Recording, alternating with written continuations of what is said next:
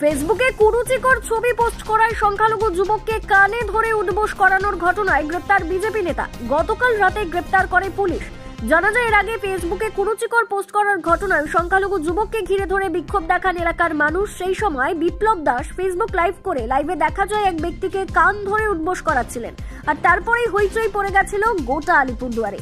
সেই ঘটনায় গতকাল রাতে গ্রেপ্তার করল পুলিশ। বিজেপি নেতার নাম বিপ্লব দাস।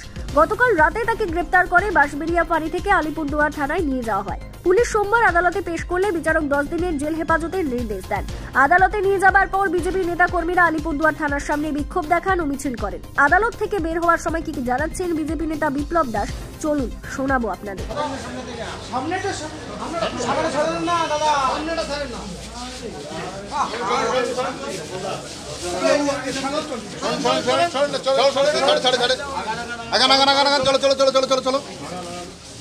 বিপ্লব কি বলবে? দেখতেই পাচ্ছেন, গিয়েছিলাম ছেলেটাকে বাঁচাতে। আমার ভিডিওতে লক্ষ্য করবেন, বলছিলাম কেউ মারবেন না, গালি দিবেন না। আমি সেভ করলাম উত্তেজিত জনতার কাছ থেকে। আজকে আমি একটা রাজনৈতিক দলের একজন পদাধিকারী, তার জন্য আজকে আমার গায়ে রাজনৈতিক রং লাগিয়ে আজকে আমার এই অবস্থা।